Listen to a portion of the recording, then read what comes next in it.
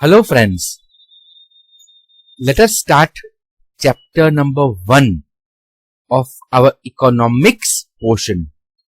Chapter का नाम है ग्राफ्स इन इकोनॉमिक्स. जब भी हम कोई चीज को स्टडी करते हैं डिटेल में तो बहुत सारा इंफॉर्मेशन जनरेट होता है. ये इंफॉर्मेशन को हम डेटा बोलते हैं. लाइक लेट अस से स्कूल में बच्चे के मार्क्स या पॉवर्टी के फिगर्स, अनएम्प्लॉयमेंट के figures, all this numbers are generated.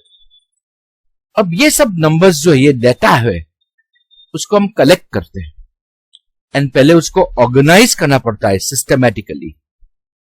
तो हम उसको टेबल फॉर्म में लेके आते हैं वो डेटा को. बाद में हम वेरियस फॉर्मूलाइज अप्लाई करते हैं ताकि हम ये डेटा को अच्छी तरह से समझ सकते हैं. जैसे आप स्टैटिस्टिक्स में आप मीन, मीडियन, मोड के फॉर्मूला, वेरिएंस, रिग्रेशन, प्रोग्रेशन, अलग अलग आप डेटा को आप अलग तरीके से मैनिपुलेट करते हैं और उसमें से आपको अलग अलग इन्फरेंस मिलता है. तो स्टैटिस्टिक्स हमें इसमें हेल्प करता है. इसलिए बहुत बहुत इंपॉर्टेंट साइंस है स्टैटिस्टिक्स. अब ये डेटा जो हमने इंटरप्रेट किया है अलग अलग चार्ट के फॉर्म में, टेबल के फॉर्म में, उसको हमें समझना पड़ेगा. It needs to be understood and it needs to be analysed. लेकिन ये डेटा को अच्छी तरह से समझना हो तो it needs to be presented in an easy to understand manner through tables, diagrams and graphs. तो टेबल हमें डेटा पैराग्राफ में लिखा है तो पूरा पैराग्राफ पढ़ना पड़ेगा. उससे अच्छा टेबल बना दिया तो टेबुलर फॉर्म में डेटा को समझना ज्यादा इजी हो गया. वही टेबल को हमने ग्राफ के फॉर्म में कन्वर्ट किया तो एट अ ग्लांस हमें पूरा आइडिया, हमें ट्रेंड्स पता चल जाएगा. एंड जनरल समझना है, जनरल आइडिया लेना हो तो हम डायग्राम फॉर्म में उसको रिप्रेजेंट करते हैं. एंड वंस हमने ये टेबल, डायग्राम और ग्राफ के फॉर्म में ये डाटा को रिप्रेजेंट किया है तो उसको समझना इजी हो गया, उसको एनालाइज करना इजी हो गया एंड बाद में अब डिसीजंस अच्छी तरह से हम ले पाएंगे बिकॉज हमने डाटा को अच्छी तरह से समझा है. चलो एक एग्जांपल लेते हैं. लेट अस से मैंने एक डाटा कलेक्ट किया है.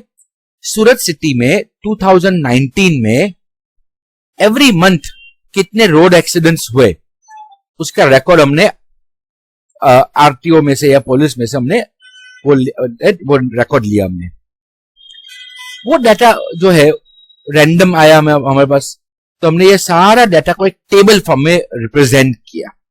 तो हमने मंथ जनवरी से दिसंबर तक लिखा एंड हर मंथ में कितने एक्सीडेंट्स हुए वो हमने लिखा. अभी एक्चुअली ये फिगर तो बहुत आप देख सकते हैं कि ये तो राउंड ऑफ मैंने किया है, थाउजेंड्स में ही लिया है. रियली में तो वो बहुत 8,251 होगा, 3,029 होगा, ऐसे ही डाटा होगा, रैंडम डाटा होगा. लेकिन चलो फॉर सेक ऑफ कन्वीनियंस मैंने ये थाउजेंड्स में ले लिया है. अब ये डाटा को टेबल फॉर्म में ले लिया लेकिन यहां तो अब सिर्फ 12 एंट्री है तो समझना इजी हो गया. लेकिन ज्यादा एंट्री होता तो वापस समझना मुश्किल पड़ता. लेकिन किसी को टेबल देखना पड़ेगा, समझना पड़ेगा. उससे अच्छा समवन से इसका चार्ट बना दो ना, मुझे सिर्फ ट्रेंड देखना है. तो मैंने अगर ये डाटा को अगर चार्ट में बनाया, इसका चार्ट बना दिया तो ये कुछ ऐसा दिखेगा. अब किसी को सिर्फ पूछा कि ओके आप बोलो कौन से मंथ में मैक्सिमम एक्सीडेंट्स हुए तो उसको सिर्फ देखेगा अक्टूबर में हुआ. अगर नेक्स्ट क्वेश्चन पूछेगा कि कौन से मंथ्स ज्यादा एक्सीडेंट प्रोन मंथ्स है तो वो सिर्फ डाटा देखेंगे, ओ जनवरी, अक्टूबर और दिसंबर ज्यादा एक्सीडेंट होते हैं. एंड सेफ मंथ्स कौन से तो वो देखेगा चार्ट, ओ सबसे कम एक्सीडेंट मार्च और अप्रैल में होता है. सो बेसिकली एक ट्रेंड आपको ये ग्राफ से पता चल गया. लेकिन फिर भी ये ग्राफ को स्टडी तो करना पड़ेगा.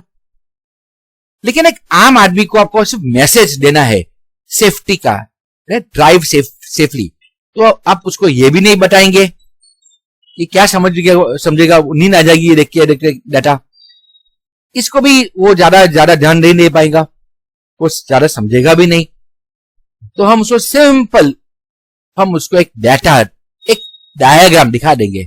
हम उसको ऐसे दिखा देंगे कि भैया देख लो, ध्यान से अवैध गाड़ी नहीं चलाया तो तुम्हारा सर है ना फुट जाएगा, so please be careful, drive carefully. हमने ये डायग्राम देख के उसको मैसेज मिल जाएगा of driving safely, taking care. सो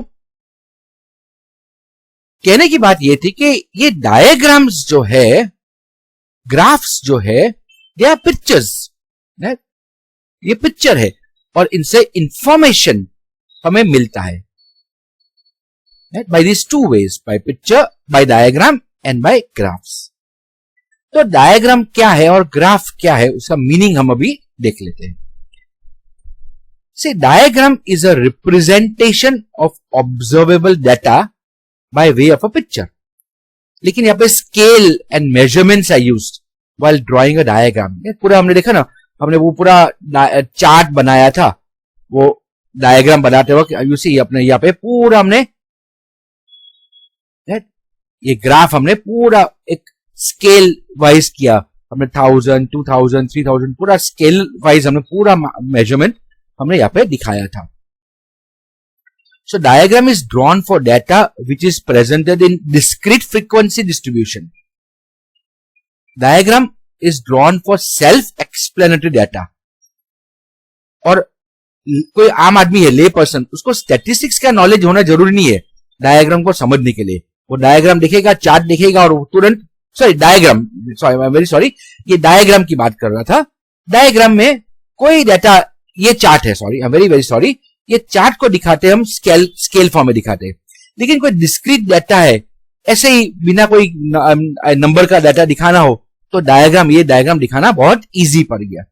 लेकिन कोई डाटा वाला, नंबर वाला डाटा है तो चार्ट ड्रॉ करना ज्यादा इजी पड़ता है।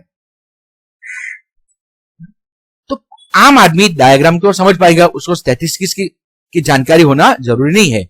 तो diagram normally advertising companies, government, social organisations, ये सब यूज करते हैं लोगों का ध्यान जोड़ने के लिए, लोगों को इंफॉर्मेशन देने के लिए या अवेयरनेस स्प्रेड करने के लिए। एंड सेम ग्राफ जो है वो भी ऑब्जर्वेबल डाटा का रिप्रेजेंटेशन है, लेकिन इन अ फॉर्म ऑफ पिक्चर। लेकिन यहाँ पे स्टैटिस्टिकल इंफॉर्मेशन जो सेल्फ एक्सप्लेनेटरी नहीं है, उसको दिखाने के लिए हम ग्राफ ड्रॉ करते हैं। And graph is drawn for data which is continuous frequency distribution also and even discrete also, दोनों के लिए ग्राफ इज ड्रॉन। तो graph is drawn for complex statistical information also. इसमें नॉलेज ऑफ स्टैटिस्टिक्स जरूरी होता है ग्राफ को समझने के लिए। A graph can extend over one or more of the four quadrants obtained by the intersection of x and y axis on a plane, and it cannot be drawn without taking appropriate measurements. यानी graph को measurements के साथ ही draw करना पड़ेगा। So a graph is generally drawn on graph paper. Research करने वाले एडुकेशनिस्ट ज्यादातर graph ही use करके इंफॉर्मेशन कन्वे करेंगे। इसलिए इकोनॉमिक्स की पूरी बुक में आपको टेबल मिलेगा और ग्राफ मिलेगा, टेबल से ग्राफ बना होगा और आप पूरा डाटा को आप अच्छी तरह से समझ पाएंगे। लेकिन जनरल पब्लिक को, ले पर्सन को समझाने के लिए हम ग्राफ यूज नहीं करेंगे, वो नॉर्मल पिक्चर्स के थ्रू हम इंफॉर्मेशन कन्वे कर देंगे। यू सी, ग्राफ का जो डाटा है, data can be discrete, that is discontinuous frequency. जैसे देखो यहाँ पे प्राइस है ना, पूरा कोई रेंज में नहीं, सिर्फ 1 रुपी, 2 रुपी, 5 रुपी, 7 रुपी, 10 रुपी, डिस्क्रीट डाटा है और उसका जो डिमांड फ्रीक्वेंसी आपको दिया है। Continuous frequency distribution can be shown like, ये पूरा क्लास के फॉर्म में यहाँ पे लिया है। जैसे देखो 10,000 to 20,000 इनकम दिया है, 20 to 30, 30 to 40, तो ये कंटिन्यूअस डाटा है। देखो यहाँ पे भी देखो class of marks 10 to 19, 20 to 29, 30 to 39, तो this is continuous frequency distribution. ये तीनों के लिए हम ग्राफ आराम से कर पाएंगे, हम चार्ट बना पाएंगे। तो एक टॉपिक और लिख लेते हैं कि what is the importance of diagram and graph in economics. The study of the subject of economics, जो डिफिकल्ट लोग मानते हैं, जो उसको कॉम्प्लिकेटेड मानते हैं, डायग्राम और ग्राफ की वजह से वो इजी बन जाता है, लेस कंफ्यूजिंग हो जाता है।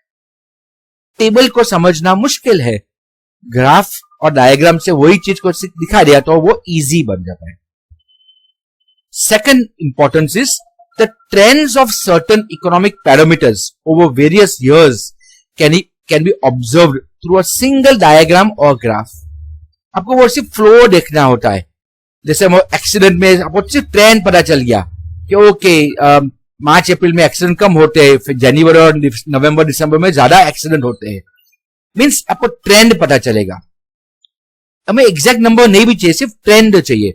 शेयर मार्केट में देखो ना, वो पूरा एक लाइन आती है, अप एंड डाउन जाने वाली लाइन होती है, तो आप वो सिर्फ ट्रेंड देख सकते हैं। When you see the trend, आपको आइडिया आएगा कि शेयर का भाव बढ़ रहा है या शेयर का भाव गिर रहा है, एंड आपको खरीदने का या बेचने का आप डिसीजन ले सकते हैं। Third importance is that changes occurring in various sectors of the economy can also be easily understood. Comparison can be easily drawn for the distribution of some economic parameters between groups, classes, regions, sector as well as time periods. यानी देखो, changes भी हम आराम से देख पाएंगे by graph, comparison कर पाएंगे, जैसे इंडिया और चाइना का जीडीपी ग्रोथ रेट या अलग अलग कंट्री का पर कैपिटा इनकम हम कंपेयर कर पाएंगे। अलग अलग सालों में, अलग अलग रीजन में, अलग अलग ग्रुप और क्लासेस के बीच में हम कंपैरिजन कर पाएंगे।